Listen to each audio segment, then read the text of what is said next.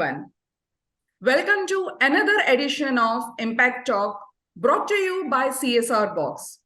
Myself Smita, and today on the show I have with me Susan Bhaktul, Director, Marketing and Communications, Industree Foundation.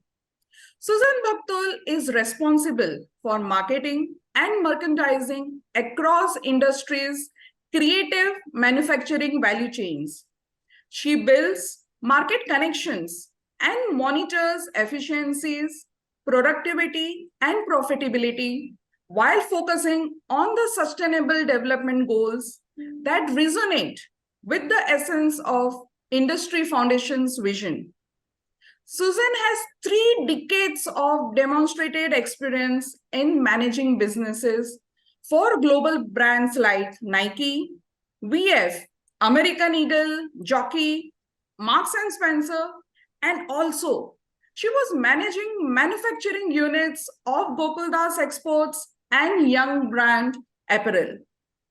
Susan is also responsible for internal and external communications. She sets the tone for portraying the organization's values and impact, establishing relationships with like-minded stakeholders, and strategically developing visibility for the organization's brand. It's absolute pleasure to have you with us today. Welcome to Impact Talk. Thank you, Smita, for that elaborate introduction of mine. Yeah, thanks a lot. I think what I have learned over the 3 decades are now getting implemented in what is close to my heart. Right. Being on the social side. Yeah. So jumping right ahead into the conversation, the vision of Industree Foundation to scale the ecosystem to reach 3 million women by 2030. So could you please share with us how Industree Foundation's inspiring vision is contributing to a brighter future? How do you incorporate this vision into your marketing and merchandising strategies? And what impact has it had on the sustainable development goals? Okay, to start with, Industree Foundation builds the whole story, whole ethos around women. We believe that bringing sustainable livelihoods to women, ensuring that they have sustainable livelihoods, earnings which do not break, is something which is core to our ethos. And so Industree Foundation has built over these years, we have built about 5 or 6 value chains, which involves natural fiber, which involves apparel, which involves embroidery, everything circling around sustainability and non-waste, biodegradables, things like that. Impact, we have impacted as of today approximately 500,000 lives.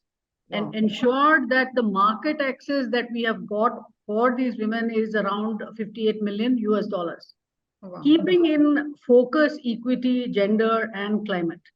Yeah, so Industree Foundation has built this whole ecosystem, holistically tackling root causes of poverty and giving them this sustainable income by generating for themselves in our producer-owned enterprises.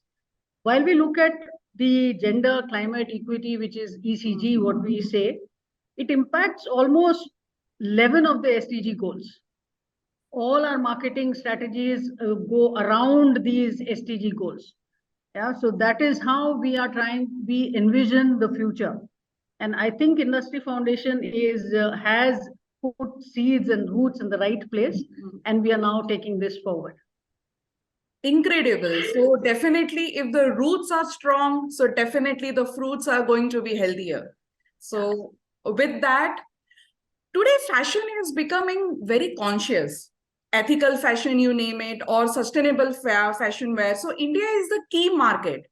In short, sustainable products are the way forward. But marketing them can be a challenge. So as an experienced marketer, how do you overcome these obstacles? and promote sustainable products in a way that engages and resonates with consumers? See, when we embarked on this journey, we knew it was not going to be easy. Neither, we also realized it's not going to be impossible. It will be difficult, but then we'll find a way. So right now we are in a very good position because everybody is kind of talking about people, planet, prosperity, things like that. So when we look at our products, which are sustainable right from the forest or from the plantation to your bedroom or to your living room, it's completely sustainable. When we talk about all the natural fibers that we use, if we are using a bamboo, it is the most carbon sequestering product, bamboo.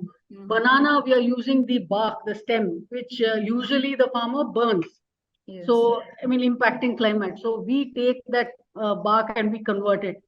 Okay. The sal products that we use, non-timber forest product, that again, the leaf that we convert is again very, very sustainable, very biodegradable, things like that.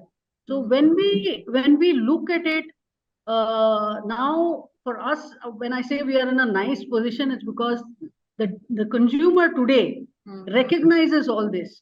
If you talk to a 15-year-old or 16-year-old, not like in my days, now if you talk, this girl or this boy will say, where did the product come from?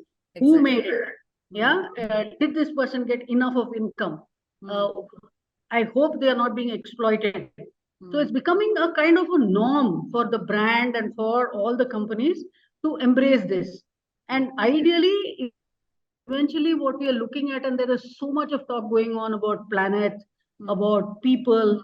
So this is how it is, and we've come a long way to reach this place where now we feel natural fiber is the way to go, because it is sustainable, it is a circular economy, there's no waste, we don't waste anything, we convert that into products. So there are challenges, but now we are finding it easier to explain the reasons. Yes. So definitely your experience is speaking out. The way you have managed all these challenges and obstacles are the proof enough. So the next question, natural fibers, which are sustainable materials, which are easily available in nature and have advantages right from low cost, lightweight, biodegradable, and high specific properties. We all have been hearing about it. Everywhere, whatever products you take, we hear about this. So definitely they are increasingly getting popular. But could you tell us more about what makes them unique and special? How do you leverage the power of natural fibers to create inspiring and sustainable value chains? When you look at a natural fiber, there is something that it can last forever if you maintain it properly. And by maintaining, I just say that, for example, a banana product should not be kept directly in rain, in water. That is the only effort that you have to make towards it. But other than that, when you look at the products, we look at aesthetics, we look at functionality, we look at what does the consumer want, yeah, and the life of the product. There is no deadline to this product, which is absolutely the thing to go with right now.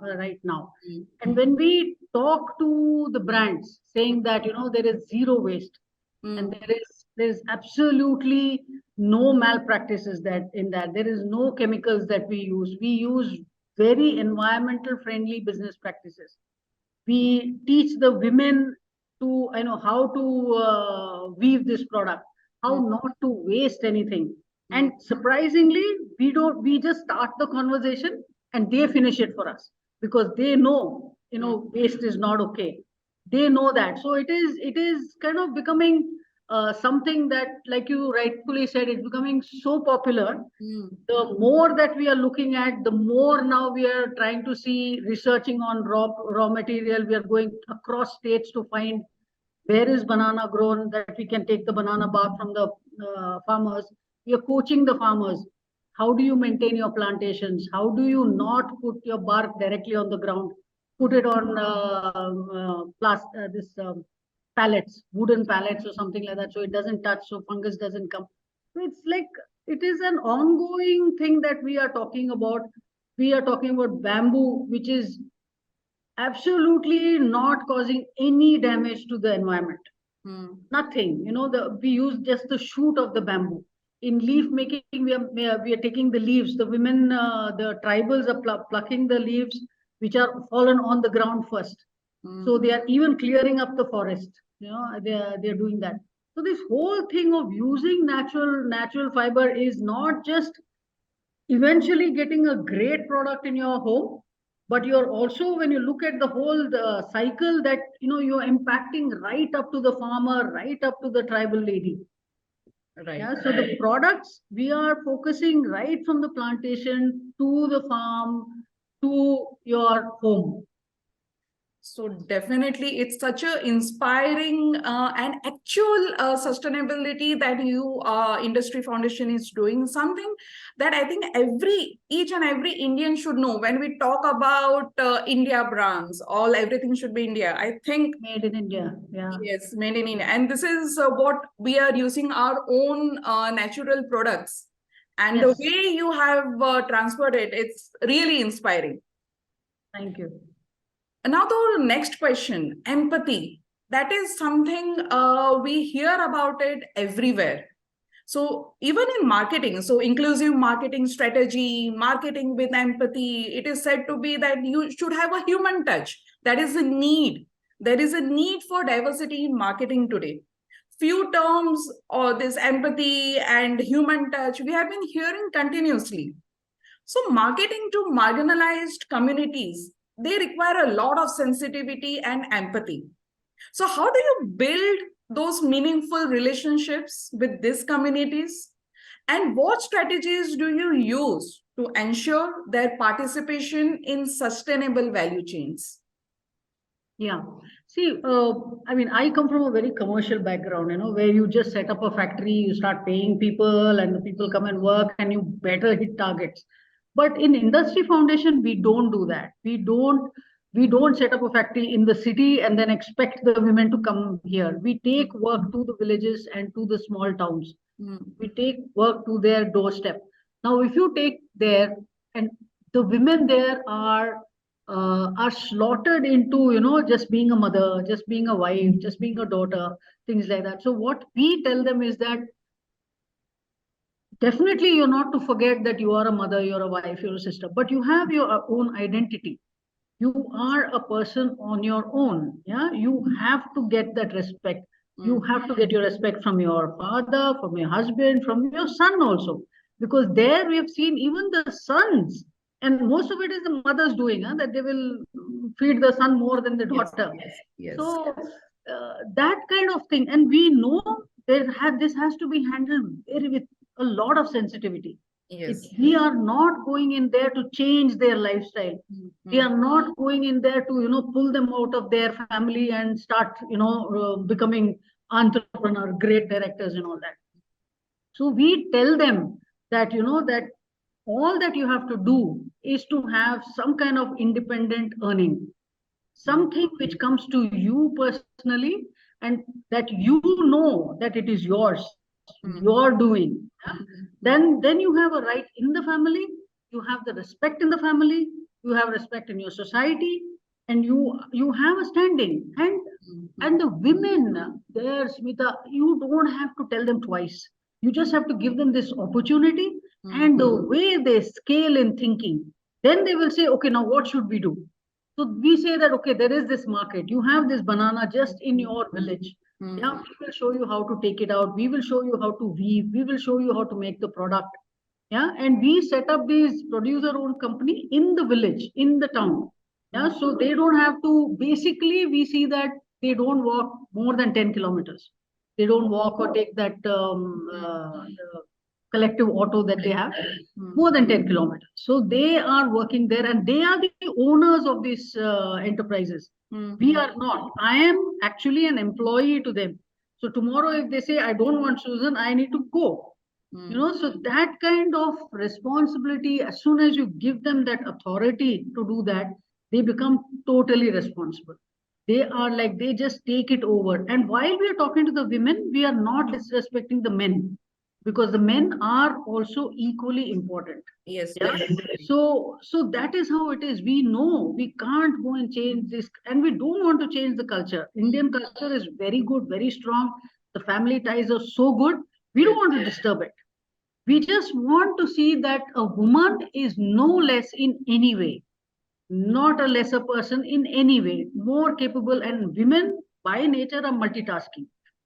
Okay, they work in the office, they'll work at home, they will take care of children, everything. Yeah. So for us, it is in us to say that we are not going in there to change her lifestyle, other than giving her a sustainable income by Exactly. her own doing. She makes the product, she earns. She does not want charity. So we are not looking there, to give charity. So that is how we see that all these women are in it together for themselves. And while we market, we also tell them that your product is going to the US market. See, this is the brand that is keeping your product. And they themselves say, one lady told us that, oh, I can't go to the US, but I know the product I am making is in the US. Yeah, so that kind of belonging when it comes, and when you see the daughters respecting the mother, it's like, I think it's a battle won.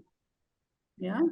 Brilliant. I'm a psychologist, so I can very well understand the kind of the standing or the strong roots that you're giving to this woman.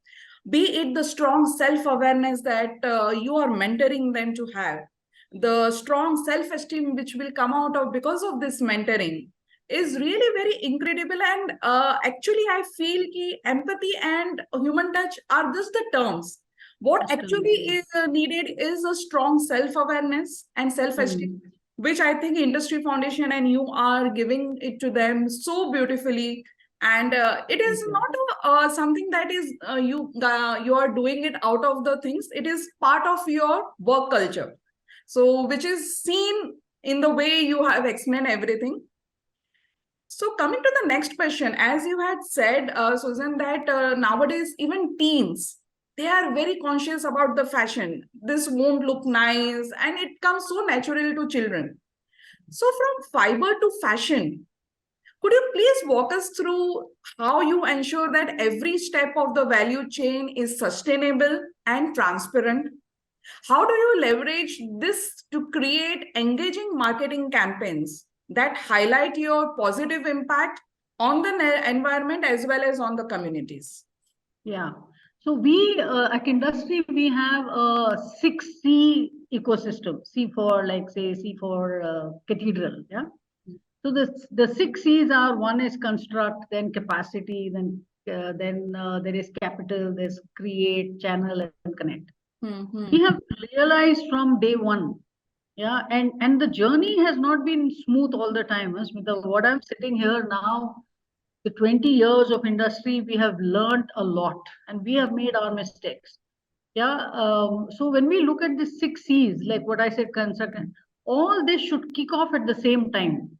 Like when you say construct, when we go into the villages, I spoke, that you aggregate these women together, tell them what is the vision that you want to give them.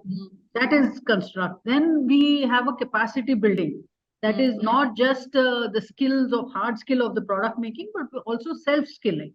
That we teach them about herself, her community, her standing in in society, her colleagues, all that. Then financial literacy, all that is combined with the hard skill, meaning product skilling thing.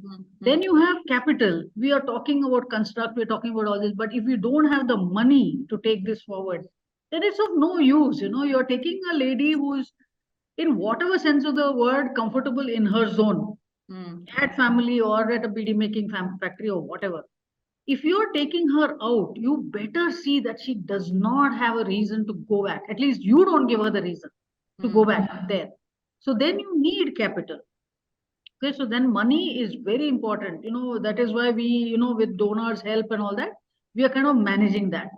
Then we say that, when we go to a market, we can't just say, oh, so sad, you're working with this woman, so therefore give the order. No, the buyer wants something new, wants something good, wants something which their consumer wants. So then we bring in design sense, which is the other C called create.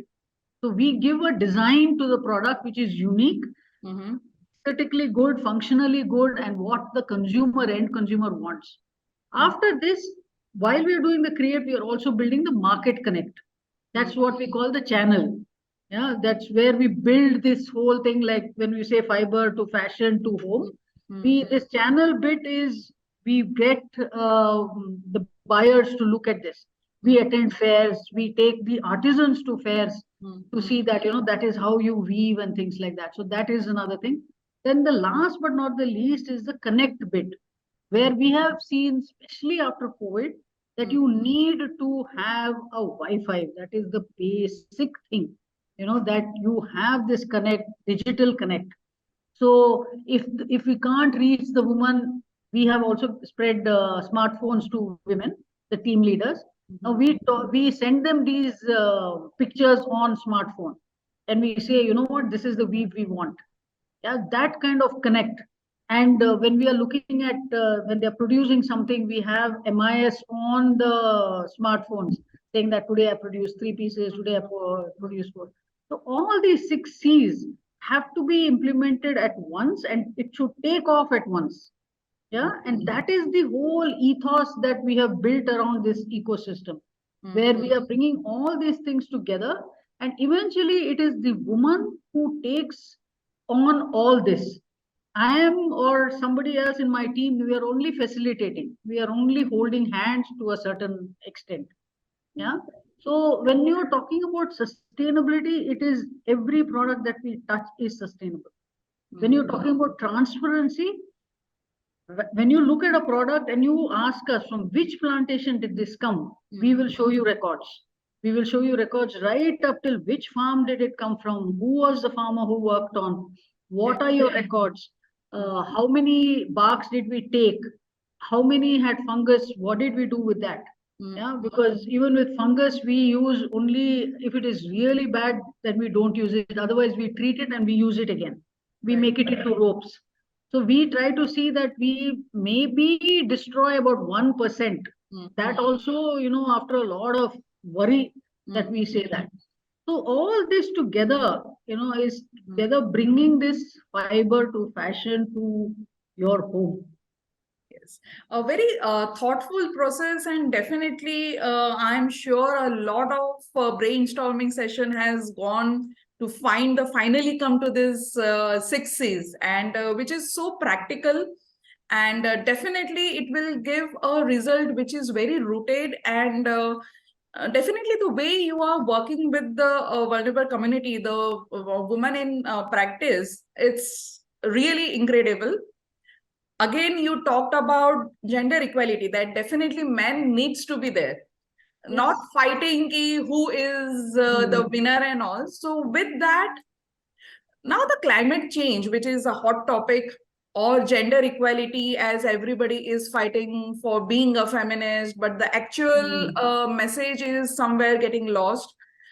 And the equity, they are the complex issues in the society or in the supply chain today.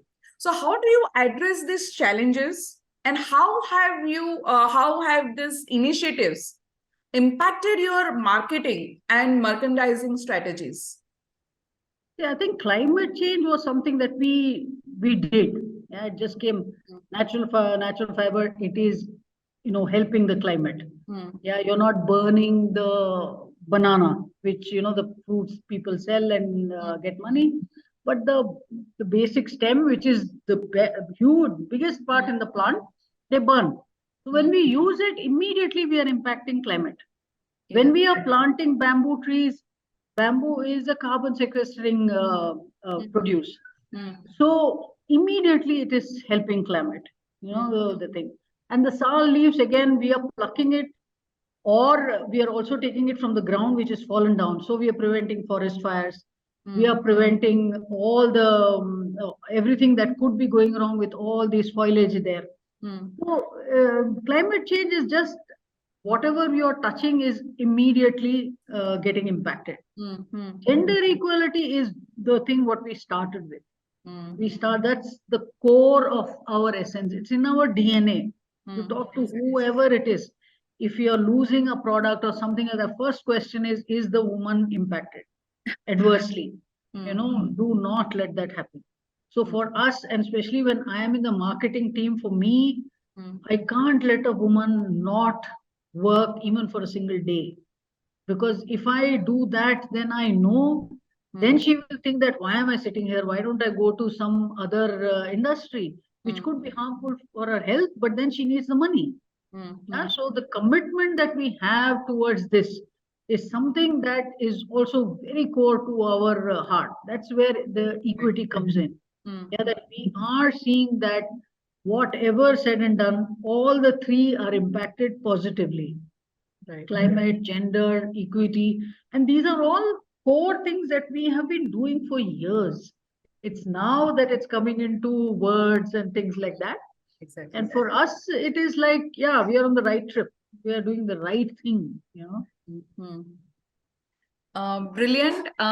Definitely with a lot of emphasis on consumer rights or consumer education, which is coming up. So the next question is the transparency and the sustainability. They are very important to consumers today. So could you tell us how you ensure that your value chains are transparent and sustainable, and how you effectively communicate this to the consumer or the customers? Yeah. Every consumer, every brand wants to know from where the product is coming. Okay. Initially, what we used to do, because I've been in this industry for a long time on the commercial side, we used to have a play act, that, okay, let's just show this to the buyer just to grab the buyer. But right now, it is not. It is kind of a norm for everybody. Like I told you, a teenager now says, who has made this garment? I mean, why do you want to know, darling? No, but they want to know. Yes. And it is the right thing, no? Because I know teenagers who don't use certain brands.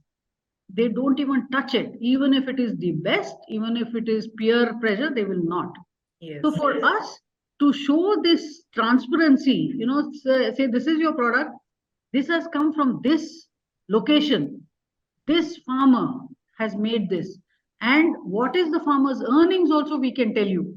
So we are so transparent, and we are really, and this also hasn't happened without a buyer's help. We work with very good brands who have shown us the way also. How do you track this? How do you keep everything recorded?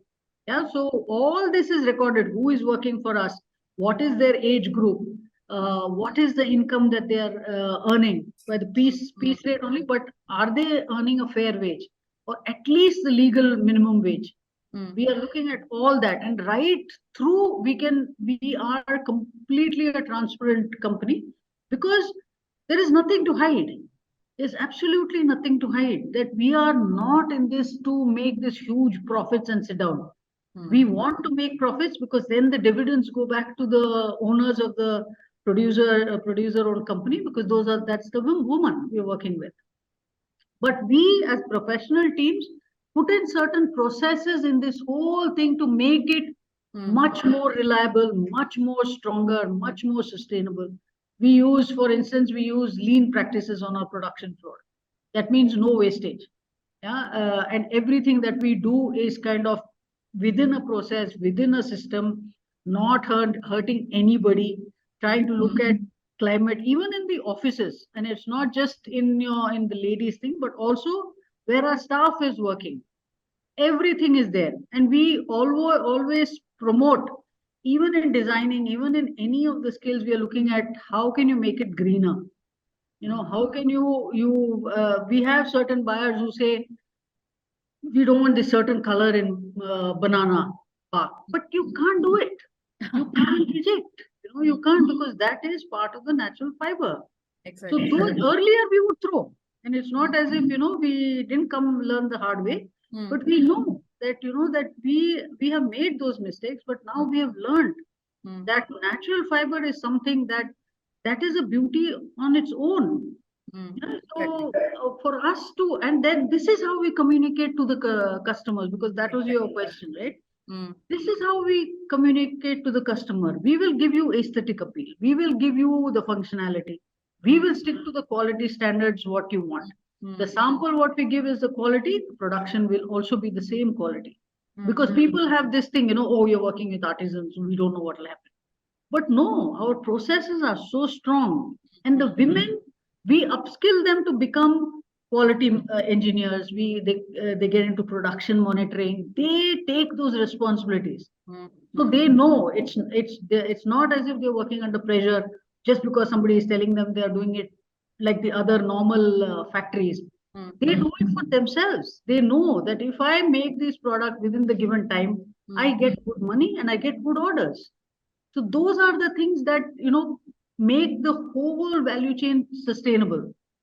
Right. So definitely Industree Foundation is moving towards sustainability.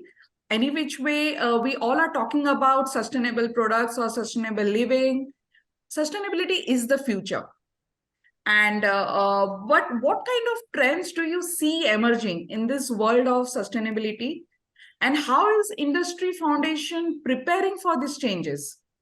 And could you share any exciting initiative that the foundation has in store for the future? I know it's not easy to talk about your future initiatives, but just a glimpse of it. Basically, what we see is that, all the initiatives that we took in earlier days, it's now, getting very exciting to handle because awareness has been created. We didn't give up. Our founder or, the earlier people in industry didn't give up. They said that, no, you just continue. Someday you will break the ice saying that it's much better to have a banana product on your table than a plastic. Yeah, so it is not that we didn't have difficult times. We had very difficult times, but then we put together this ecosystem of the 6C. It's so simple, those words. Now it looks very obvious. Why didn't we think of this? But now that we've thought of it, we know where we are standing. Yeah, and so that is what is the core of this, the whole industry essence. So now that we have gotten into natural fibers, we have gotten into it. Like we first did the bamboo product, and then we walked backwards to say, okay, now we look at the plantation. What we are doing now is that, especially where bamboo is concerned, we have planted saplings. So that is the initiative we've done. We are going forward. We have planted the saplings. Our focus is 1,000 hectares to have this planted. And there are varieties of types of bamboo, furniture, construction, and products, everything. All that is there. So for us, this is the initiative that we're very excited with. From sapling to the tree. Now this, for any bamboo to really get harvested, mature, it takes 4 years. So now the farmers who have said and joined us in this journey by saying, okay, I will plant bamboo trees, we can't let them starve for 4 years because, the plantation. So in between, we are teaching them how to plant medicinal plants. So those kind of things that, then we will help them market it. So that's the right thing right now, what we are looking at, from the sapling to the product. And at the end of 4 years, we will have bamboo where you can track right down to the seed. So that is something that we are looking at. With banana, we didn't do that. We made the product and then we went backwards to say, okay, we now work with the plantation. So this is the new initiative that we have got. And this is not it. We want to get into more and more of natural fiber, natural products, natural leaves. We want to get into grass, various grass thing. And for us, the thing is, we can handle scale. We can handle 50 pieces order. We can handle a 500,000 pieces order because we are geared like that. We have all these women trained, willing, waiting, for, to get a sustainable income. Wow. That's such a nice thing. Who would have thought ki banana, everybody knew that each and every part of banana can be used. But who knew that banana leaves, those fibers will be used for the fashion market or right from bamboo. So if I'm not wrong, that is the manga bamboo, which is normally used for furniture. No, it's called brandy sea. It's got all those biological terms. Okay, okay. Because there is one thing called Yeah. manga, which is normally used for making furniture and all. But again, There we are are quite a few of these varieties, and I yeah. think we have got about 6 of them. Okay. But there's a lot of scope there. And it's a non-forest produce, right? So we can Yes. really use them. Yeah. Yes. So definitely the audience or all those who are listening, they will be interested to know more about the sapling to the product that you are planning. And we are sure after listening to all the journey that you had with those insightful thoughts, the inspiring vision of Industree Foundation, the ethos, those 6 C's, which are so practical and at the same time, it has been planned in a way that it is possible, it is doable, it is not a challenge. At the same time, working on the roots, it's just not that you're just giving something to this female, but you're making sure that they know the value and they will be doing or giving them a livelihood for life.